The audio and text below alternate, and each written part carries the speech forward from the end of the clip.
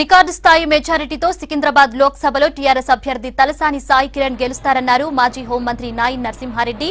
ముషీరాబాద్ పరిధిలో సాయి కిరణ్ తరపున ప్రచారం నిర్వహించారు. ఓటర్లు కాంగ్రెస్ బీజేపీ పాలన చూసి విసిగిపోయారన్న నాయన్తో మా ప్రతినిధి హరిత face to face. Secunderabad parliament TRS అభ్యర్థి సాయి కిరణ్ యాదవ్ తరపున మాజీ హోంమంత్రి నాయిని నరసింహారెడ్డి కూడా తన ప్రచారంలో దూకుడు పెంచారు. ఒకసారి అడుగుదాం తన ప్రచారానికి ఈయన ఎట్లా కృషి చేస్తున్నారన్న విషయాలని. సార్, సాయి కిరణ్ యాదవ్ రాజకీయాలకు కొత్త, ఆయన తరపున మీ కృషి ఎట్లా ఉంది ప్రచారంలో భాగంగా? ఈరోజు ముషీరాబాద్లో, దోమలగూడలో, అడ్డిగమేట్ డివిజన్లో 2 డివిజన్లో పాదయాత్ర చేశాం. నిన్న కూడా మొన్న కూడా రోజు పాదయాత్రలు చేస్తూ ఉన్నారు. ముషీరాబాద్లో మూటా గోపాల్కు అసెంబ్లీ ఎలక్షన్లో ఏ మెజార్టీ వచ్చిందో దానికన్నా ఎక్కువ మెజార్టీ సాధించడానికి తీవ్రంగా కృషి చేస్తున్నాం. తప్పకుండా వస్తుందని నమ్మకం ఉంది.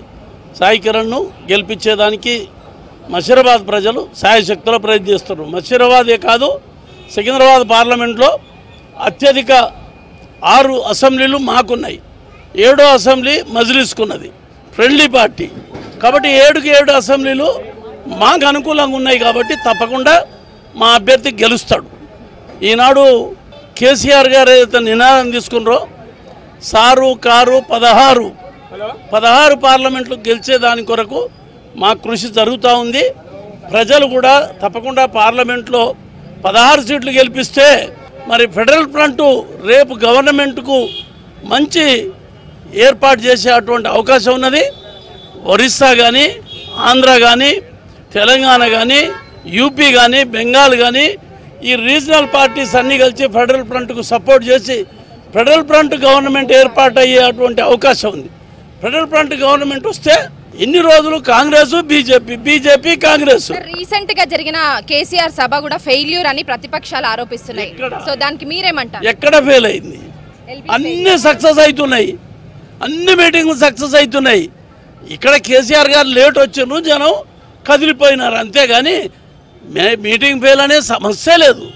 కేసీఆర్ గారు మిర్యాలగూడ నుంచి వచ్చే వరకు లేట్ అయింది, దానివల్ల ప్రజలు కొంతమంది వెళ్ళిపోయినారు. అంతేగాని మీటింగు 100% సక్సెస్ అయింది, ప్రజలు వచ్చారు.